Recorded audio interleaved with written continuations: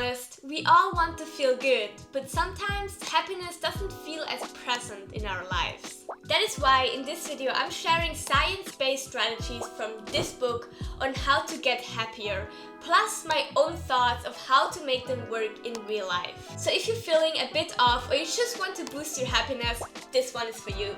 Nowadays in our everyday life we have so much continuous pressure going on in our head and just stress all the time, but nearly never stress from our body, from our physique. A lot of people nowadays need the mind so much more than the actual body and doing physical things. But that is actually for humans not as normal, because we're also made to put in a lot of effort in doing things with our body. And the lack of doing physical things can just lower your mood. So we really don't want that. So what you can do to help to lift up your mood and your happiness is to start challenging your body more. And there are two things talked about in this book. There are cold plunges and sauna. Now both of them are very challenging for your body, but afterwards you're gonna feel so good. And I realized that on my own, like when I do sauna in winter, it's the best thing ever. And cold plunge or just showering cold in the shower, it doesn't have to be an actual cold plunge or so.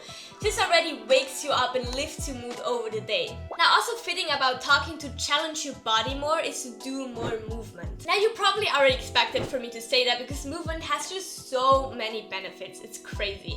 And movement will help you to reduce stress over time, like the long-term stress. It will help you to get rid of that, and it will help you with that to higher up your happiness. Because while you're doing sport, you're getting stressed, and it will make you more immune against the stress that you have in your everyday life and in your environment. Mostly there, sport with other people is the best for your happiness. For example, tennis or football or whatever it is, as long as you play together, it will give you like the extra little sparkle for your happiness. Now it is recommended to do 3 to 5 times some movement each 45 minutes. Let's come to the next one, which is sleep. Of course, sleep also has a big impact in our mood, in our happiness. So basically in the night our batteries get charged, right?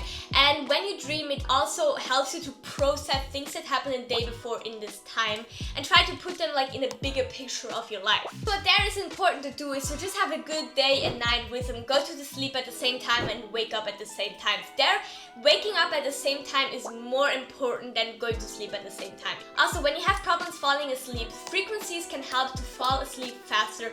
There are delta waves that I find absolutely amazing to listen to while sleeping. I do this like since a year now soon. Absolutely love it. What also can help is take a bath before you go to sleep, but probably you don't have every day the time to just take a bath. So also like a warm shower can very good help, or just meditate to calm down. I absolutely love meditating in the evening. It just brings me like so into inner peace, and I have already thought about everything that I could think of when I want to sleep, but I then can't because I'm like all in my thoughts.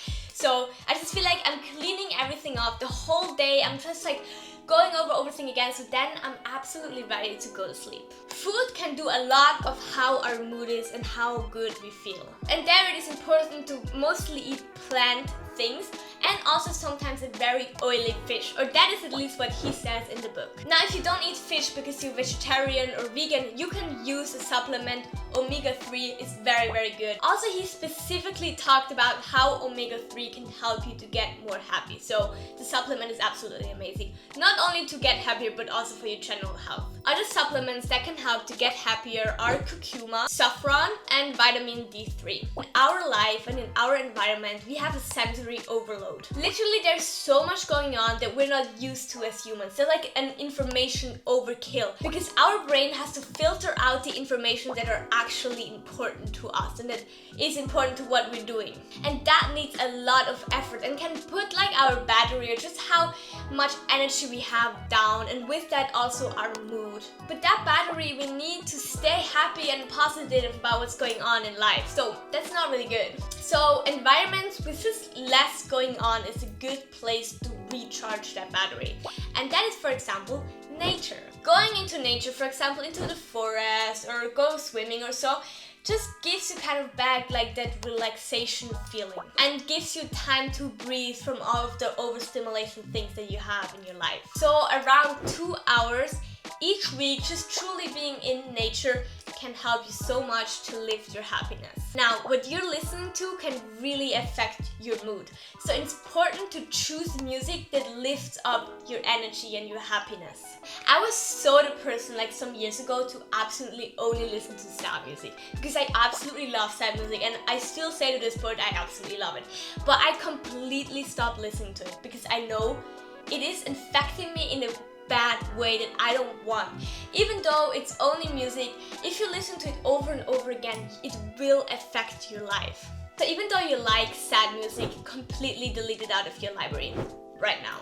Find music that resonates with you, that lifts up your mood and just make you feel happy. Now, if you're actually just feeling sad one, which of course is normal, you can make a playlist which kind of starts with sad songs. Yes, that's okay, because then it slowly goes into more happy and happier songs. So over like 15 minutes or even 30 minutes, you can listen to that and just slowly it will like lift up your mood because the music is getting more happy and more hyped and more positive energy. Now, I think there is a huge problem that actually everything is good in your life and nothing is really bad, but you just feel like you're not as happy yet because probably you have a voice inside of you being like, yeah, no, I think we can't just be happy, or just like kind of doubting you all the time and making you not feel 100% positive or happy. And that voice is always drowning us a little bit and not just making us happy in the fullest. Now, of course, it is important to realize that that is only a voice and far away from what is actually true. It's just something that you make up in your mind. I would say stop listening to this voice has for me changed the most about being happy. I would be the person that everything was going good in my life, but I still feel like there was no right for me to being happy, or like something really good has to happen that I can be happy. And stop seeing this that way and stop listening to this voice of always telling me that has truly made the biggest difference for me. And there's like so many mindset shifts I took on that to realize that I have control over my life. And actually I just made a video last week about this topic, how to take back control over your life. So it kind of really goes into the same direction. So if you're interested into that, then go check it out. Now back to how do we stop listening to this voice? How do we realize it's only a voice? How can we like separate it from our actual mind and just be more in inner peace with ourselves? Because that's all that we want. And there, of course, we still have to talk about meditating.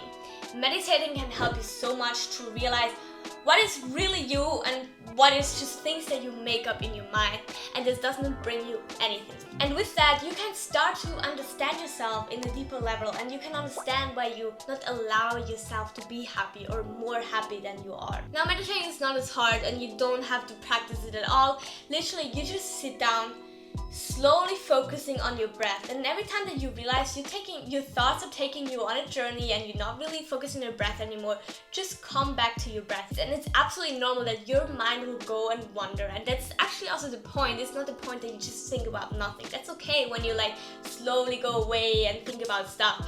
Just look that you always come back to your breath and breathe, and do this as long as you want to. Like literally, you can also start with 5 minutes. It doesn't matter. It will make a difference and it will make you feel more connected with yourself, and with that you will understand yourself and can just be more happy and allow yourself to be happy. Now, if you say, no, I don't see myself meditating, then that's fine. You can also journal. You can also write down your thoughts, connecting with yourself. That is what we want to do in this step. I absolutely love that this book touches on Stoicism because I absolutely love Stoicism. I read the book The Daily Stoic, which I can really recommend. There's so many mindset shifts I took from that book, and it just really changed my perspective.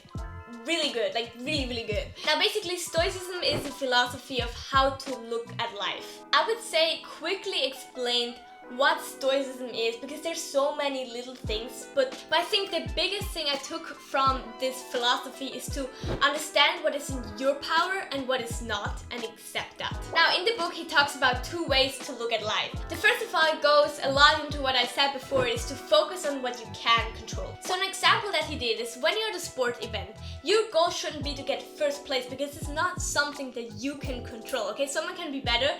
That is not something you control. This person you cannot control. What you can control and what you should focus on is, I'm gonna do my best. I'm gonna try my best. I'm gonna be a fair player. Second thing, focus on the good and see how much worse it could have went. So I actually have my own example for that. Around 1.5 years ago, I broke my arm. And it was super annoying, right? It was super annoying. I couldn't do shit anymore. I had to do an operation. I was just really, like, it was so bad. But the more I was in this situation, I started to realize it could have went so much worse. I can be happy and glad with how it turned out. And with everything, like, you always forget that so many bad things can happen because it just not happen. And then when one bad thing happens, you think like everything bad happens to you. It really does not. There's so many things that could happen to you.